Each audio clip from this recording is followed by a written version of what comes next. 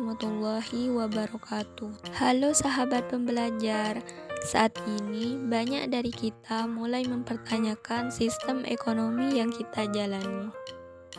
Di tengah krisis global, ketimpangan sosial, dan eksploitasi pasar, kita membutuhkan sistem yang bukan hanya mengejar keuntungan, tetapi juga membawa keadilan dan keseimbangan. Nah, di dalam Islam menawarkan satu solusi menarik, yaitu sistem politik ekonomi Islam.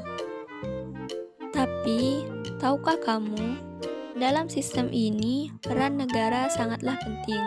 Yuk, kita bahas bersama dalam video ini, yaitu peran negara dalam pengembangan politik ekonomi Islam. Jadi, apa sih sebenarnya politik ekonomi Islam itu? Sederhananya, ini adalah perpaduan antara prinsip-prinsip syariah dan strategi pembangunan ekonomi. Tujuannya bukan cuma pertumbuhan ekonomi, tapi juga keadilan sosial, distribusi kekayaan yang merata, dan kesejahteraan umat secara menyeluruh. Dalam sistem ini, transaksi ekonomi dilihat sebagai bagian dari ibadah, bukan sekedar urusan untung dan rugi. Hal-hal seperti larangan riba, kewajiban zakat, dan tanggung jawab sosial jadi bagian yang tidak terpisahkan. Nah, dari mana asal pemikiran ini? Tentu saja dari Al-Quran dan hadis, dua sumber utama dalam Islam. Di dalam Al-Quran, banyak berbicara tentang keadilan, larangan riba, dan pentingnya perdagangan yang jujur. Dan hadis Nabi memperkuat dengan praktik langsung dalam kehidupan beliau. Selain itu, ada juga pemikiran para ulama besar seperti Al-Ghazali yang membahas etika dalam berbisnis, Ibnu Taimiyah yang mengulas peran negara dalam ekonomi, dan Ibnu Khaldun yang dikenal dengan teorinya tentang nilai kerja dan keseimbangan pajak. Semua ini menjadi dasar kuat yang membentuk prinsip-prinsip ekonomi Islam. Kalau kita melihat sejarahnya, penerapan politik ekonomi Islam sudah dimulai sejak masa Nabi Muhammad SAW. Saat beliau hijrah ke Madinah, beliau bukan hanya menjadi pemimpin agama, tetapi juga kepala negara dan administrator. Beliau menyusun Piagam Madinah yang mengatur hubungan sosial politik antar kelompok masyarakat, termasuk sistem ekonomi yang adil. Di masa itulah terbentuk Baitul Mal, semacam kas negara yang mengelola dana zakat, infak, dan hasil-hasil kekayaan negara. Prinsip seperti larangan riba, kejujuran dalam berdagang, dan larangan penimbunan barang mulai ditegakkan. Lalu bagaimana dengan peran negara dalam konteks ekonomi Islam saat ini? Negara itu nggak hanya jadi pengawas atau tukang stempel regulasi. Ia juga punya peran strategis. Misalnya negara harus menegakkan keadilan ekonomi, menghindarkan rakyat dari praktik monopoli, serta menjaga distribusi kekayaan supaya nggak menumpuk di segelintir orang.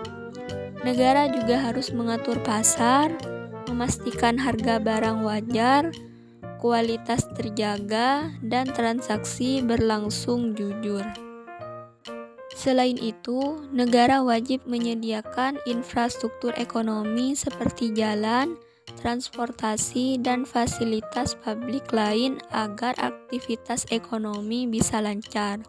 Nah, jangan lupa juga soal pendidikan dan kesehatan. Dua hal ini sangat penting untuk mencetak generasi produktif dan berkualitas. Selanjutnya, negara juga bertanggung jawab dalam mengalokasikan sumber daya dengan efisien. Pemerintah harus memastikan setiap sektor ekonomi tumbuh seimbang. Distribusi pendapatan pun harus diperhatikan. Jangan sampai kesenjangan makin lebar antara yang kaya dan yang miskin.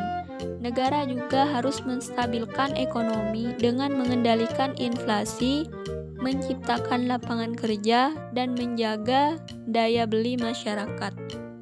Tapi, di era globalisasi seperti sekarang ini, tentu ada tantangan besar. Persaingan global dengan sistem ekonomi konvensional seperti kapitalisme membuat sistem ekonomi Islam kadang dianggap lambat atau tidak efisien. Banyak orang juga belum paham betul prinsip-prinsip ekonomi Islam. Edukasi kita masih kurang. Belum lagi kalau kebijakan pemerintah lebih condong ke sistem konvensional daripada syariah. Dan parahnya, masih ada stigma negatif yang menyebut ekonomi Islam itu kaku dan sulit berkembang. Namun, jangan berkecil hati.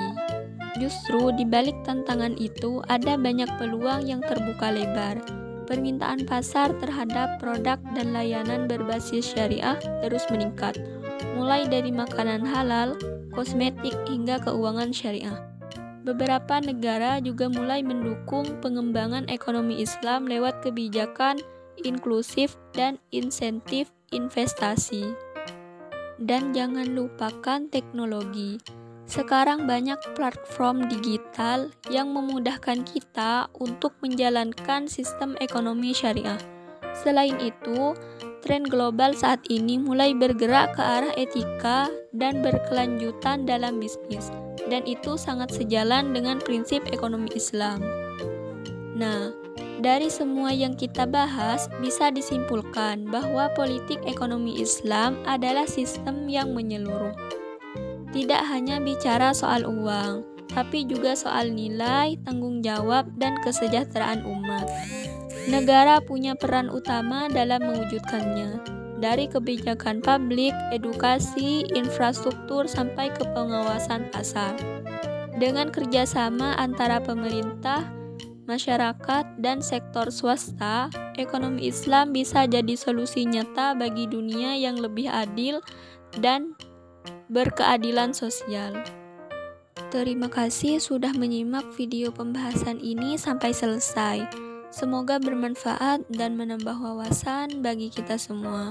Wassalamualaikum warahmatullahi wabarakatuh.